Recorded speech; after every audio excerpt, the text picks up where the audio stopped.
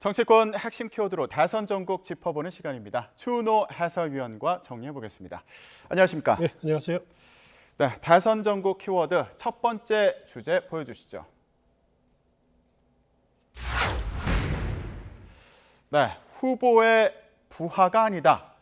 이준석 국민의힘 대표가 한 발언입니다. 그런데 그렇습니다. 이거 어디서 많이 들어본 것 같아요. 예, 이준석 대표가 제주에서 어떻게 보면 이제 자명 중에 계속 제주에서 유독 그 여러 인터뷰를 통해서 작심 발언을 쏟아내고 있습니다. 이 중에서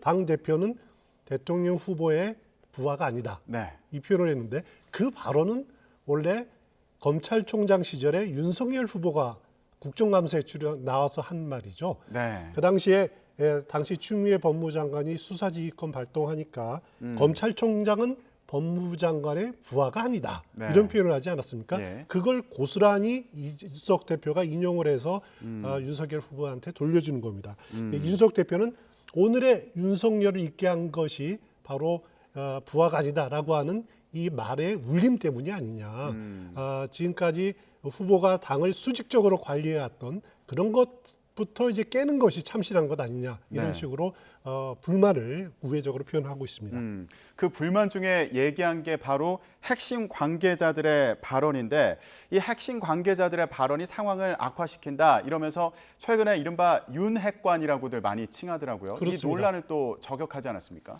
그렇습니다. 윤석열 측 핵심 관계자를 이제 윤핵관 이렇게 표현하는데 윤핵관이라는 게 뭐 한 명은 아닐 겁니다. 여러 명일 겁니다. 네. 익명에 기대어서 언론 인터뷰를 통해서 이준석 대표를 공격을 하고 또 김정인 전 비대위원장을 공격을 하고 이런 것들이 이준석 대표로서는 자신을 굉장히 소외시킨다, 고립시킨다, 불만이 상당히 많았던 것 같아요. 그래서 어제 인터뷰를 봐서도 그 윤핵관을 겨냥을 해서 윤 후보 주변에 너무 이런 그 파리떼가 많다. 이 사람들은 사람에 충성하지도 않고 사리사욕을 챙기는데 혈안이 돼 있다라고 강하게 비판을 하고 또 그것은 결국 이제 인사 조치를 요구하는 거죠. 그거를 이제 윤 후보가 어떻게 받아들이냐, 그건 두고 볼 문제가 아닐 수 없습니다. 사람에 충성하지 않는다. 이것도 윤석열 후보가 총장 시절에 했던 발언 아닙니까?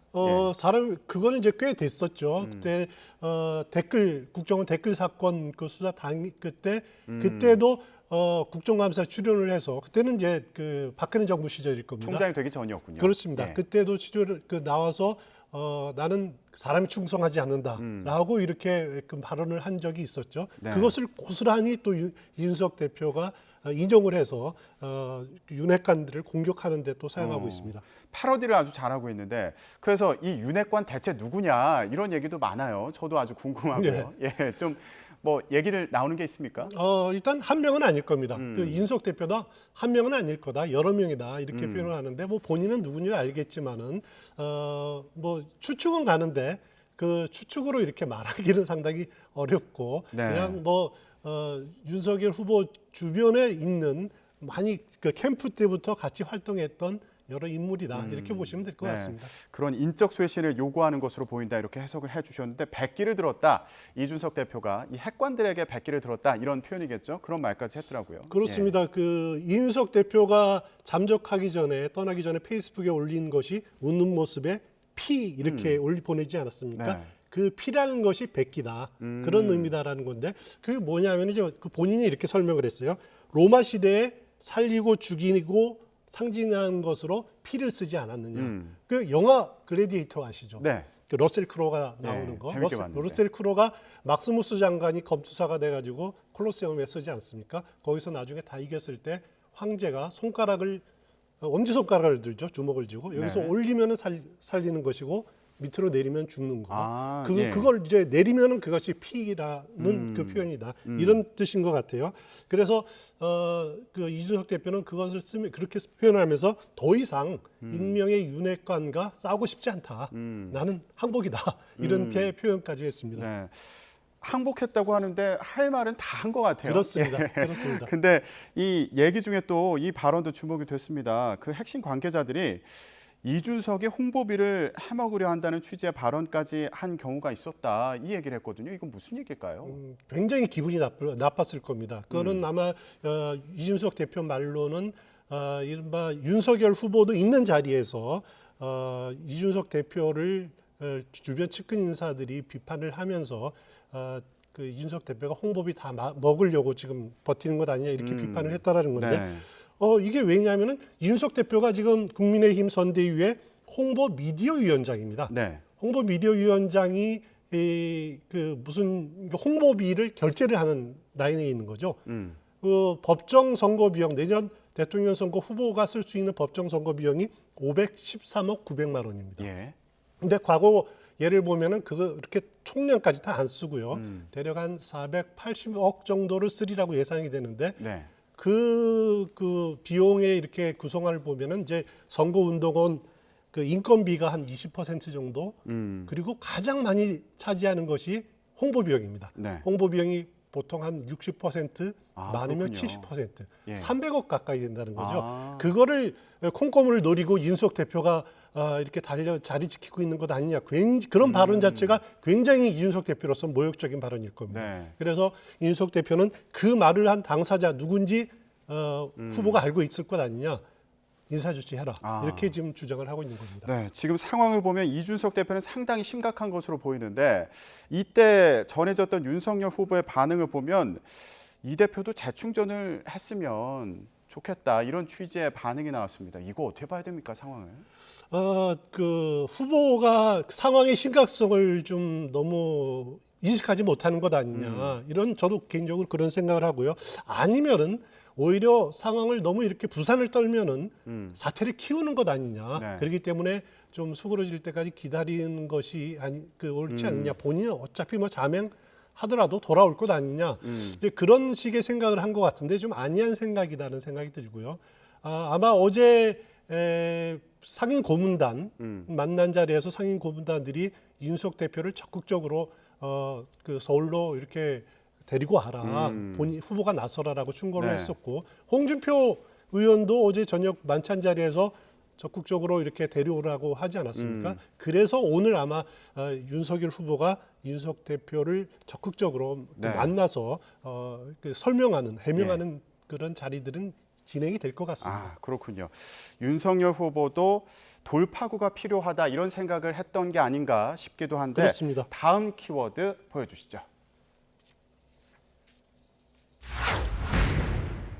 네, 윤석열 후보와 홍준표 의원의 모습이 보입니다. 맞수에서 깐부로 저희가 물음표를 좀 붙여봤습니다. 그렇습니다. 아직은 확답을 하기가 좀 어려운 상황일 수도 있겠는데 어제 두 사람이 저녁을 함께 했어요. 그렇습니다. 어제 27일 만에 11월 5일 경선이 끝난 다음에 27일 만에 만났는데 굉장히 오랫동안 장기간 만났습니다. 3시간 40분 동안 만났으니까 네. 단 둘이서 만난 게 아니라 또 이제 검찰 선배까지 포함해서 3명이 자리가 이루어진 것 같은데 이 자리에서 끝난 다음에 홍준표 의원이 그 윤석열 후보가 이준석 대표 만나러 제주도 간다라는 뜻을 밝혔다. 네. 이렇게 밝힌 것을 보면은 윤석열 후보도 이제 어느 정도까지 사태를 수습하기 위해서 나설 것이다라는 것으로 보여진 것 네. 같아요. 네. 이 자리에서 무슨 이야기가 나오느냐? 3시간 그러게요. 40분 동안.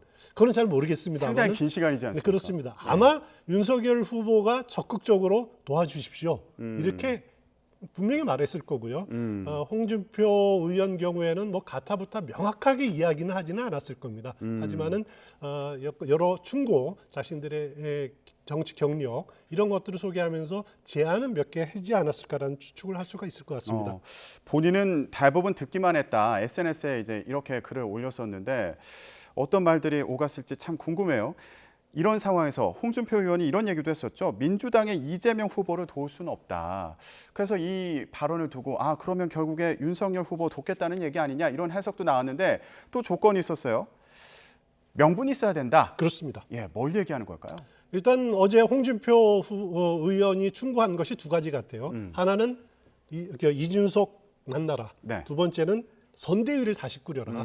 선대위가 지금 문제가 있으니까 다시 꾸려라. 이 두 가지 충고를 한 것 같은데 네.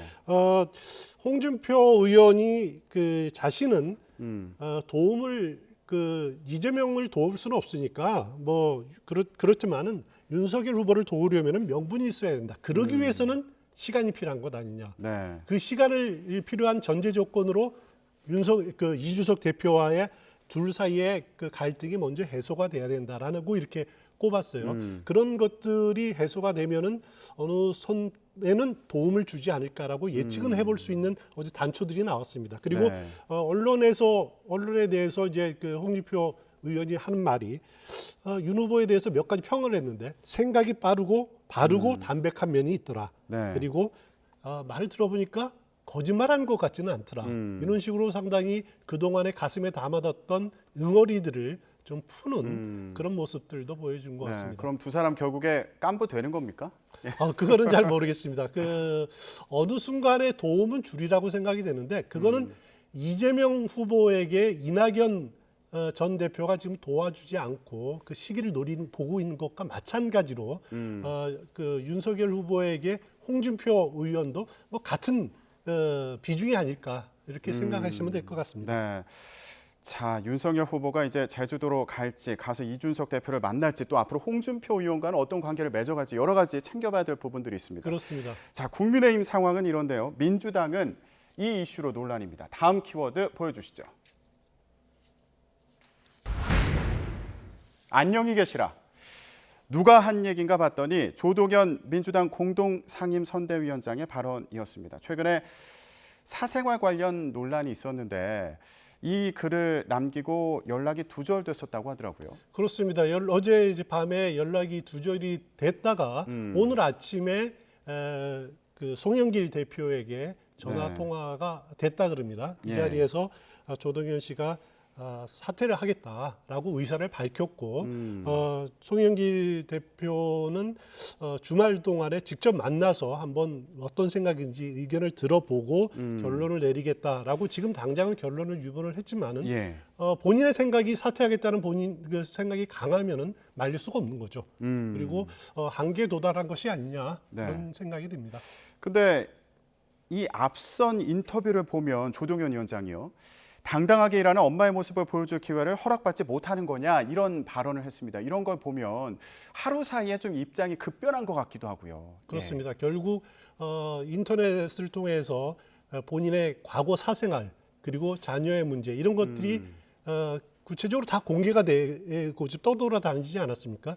이 부분에 대해서 굉장히 부담감을 느끼고 있는 것은 사실인 것 같아요. 그래서 어떻게 보면은 조동연 씨가 여성이기 때문에 더 가혹한 이렇게 대우랄까 비판을 직면해 있는 것도 사실이고요. 또 군인이었기 때문에 군인 시절에 벌어진 일이었기 때문에 반듯한 삶을 바라고는 그런 그 여론들도 있는 것도 사실이지만은 본인으로서는 지나치게 가혹한 그 대우가 아니냐라고 생각이 될 만도 하지만은 또 달리 생각하면 그렇습니다.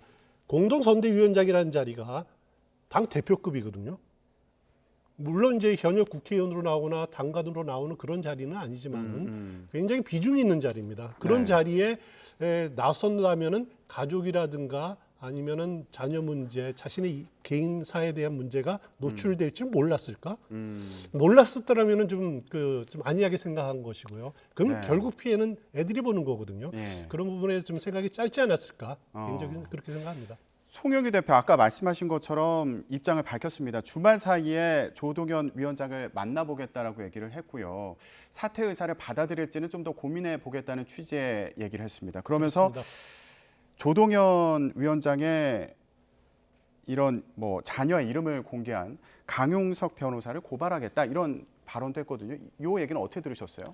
일단 뭐 민주당으로서는 어떻게 보면은 그 조동연 씨에 대한 신상 공개, 신상 또 자녀까지 공개되고 이런 상황에 대해서는 굉장히 당혹스러울 수밖에 없는 거죠. 이거는 검증을 잘못했다라고 하는 그 민주당 송영길 대표의 책임론과도 연결이 돼 있지만은 그걸 떠나서 그 자녀까지 공개되고 이 부분에 대해서는 한번 꼼꼼하게 과연 이렇게까지 갈 필요가 있는가라는 부분들은 한번 따져볼 필요는 있을 겁니다. 네, 근데 최근에 국민의힘 같은 경우는 선대위 구성의 난항을 겪으면서 반대로 민주당은 영입 인사들이 또 주목을 받았고요. 그렇습니다. 또 인재 영입의 속도를 내는 모습을 보이지 않았습니까? 그게 호응을 받기도 했는데 이게 지금 보니까 좀 급했던 건가 이런 생각이 들기도 하고요. 그렇습니다. 일단 단기간에 이루어지다 보니까 검증 자체가 없었고요. 아주 뭐 공직자가 아니기 때문에 공직 후보자가 아니기 때문에 엄격한 차원의 검증은 아니더라도 주변의 평판 조사라든가 아니면은 최소한의 주변에 대한 조사는 이루어졌어야 되는데 아예 조사가 이루어지지 않았다라고 하는 점이 좀 아쉬운 부분이 있습니다. 그런 부분들은 앞으로 영입 과정에서 좀 신중하게 검토가 돼야 될 부분이 아닌가라는 생각이 듭니다. 네, 알겠습니다. 바쁘게 돌아가는 다선 전국 추은호 해설위원과 함께 정리해봤습니다. 오늘 말씀 고맙습니다.